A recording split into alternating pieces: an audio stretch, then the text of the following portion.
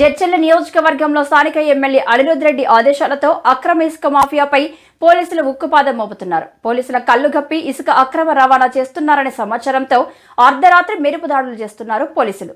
మహబూబ్ నగర్ జిల్లా జడ్చర్ల మండల పరిధిలోని దుందుంబి నది నుండి అక్రమార్కులు అక్రమంగా ఇసుకను తరలిస్తున్నారనే పక్కా సమాచారంతో జడ్చర్ల టౌన్ సిఐ రమేష్ బాబు బుధవారం అర్ధరాత్రి తన పోలీసు బృందంతో మండల పరిధిలోని అమ్మపల్లి నెక్కొండ గ్రామ శివారులో గల దుందుంబి వాగు శివారులో మెరుపు దాడి చేయడంతో ఇసుక అక్రమార్కులు తమ వాహనాలతో పారిపోగా దుందుంబి నది తోడిన సుమారు 6 లక్షల విలువగల 30-35 టిప్పర్ల మేర భారీగా ఇసుక డంపులను గుర్తించి వాటిని స్వాధీనం చేసుకున్నారు.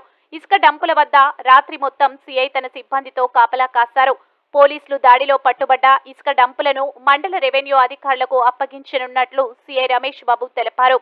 కాగా అక్రమ ఇసుక వ్యాపారానికి అలవాటు పడ్డ రోజురోజుకు ఇసుక అక్రమ రవాణా తీవ్రతరం చేస్తూ మండల పరిధిలోని నెక్కొండ అమ్మపల్లి శివారులో గల దుందుంబి నది నుండి ఉదయం పూట నది నుంచి ఇసుకను తోడి వాగు శివారులో పొలాల్లో నిల్వ చేయడం, అర్ధరాత్రి సమయంలో ట్రాక్టర్లో టిప్పర్లలో వివిధ ప్రాంతాలకు తరలిస్తూ ప్రభుత్వ ఆదాయానికి గండి కొడుతూ అక్రమార్కులు సొమ్ము చేసుకుంటున్నారు.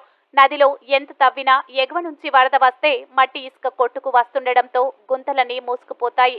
దీంతో ఏటా శీతాకాలం వేసవి కాలంలో ఈ ప్రాంతాల నుంచి భారీగా ఇసుకను తోడుతూ అక్రమ ఇసుక దందా కొనసాగిస్తున్నారు. జడ్చర్ల నియోజకవర్గంలో నూతన ఎమ్మెల్యే అనిరుద్ రెడ్డి అక్రమ ఇసుక వ్యాపారాన్ని ప్రోత్సహించిందే లేదని, అక్రమ ఇసుక రవాణా ఎవరు చేసినా వాల్టా చట్టాన్ని ఉపయోగించి పీడీ యాక్ట్ కేసులు నమోదు చేయాలని పోలీసులకు, రెవెన్యూ అధికారులకు ఆదేశాలు జారీ చేశారు. దీంతో అక్రమార్కులు రాత్రి వేళలోనే పోలీసులు అధికారుల కళ్లుగప్పి ఇసుక అక్రమ రవాణా చేపడుతున్నారు.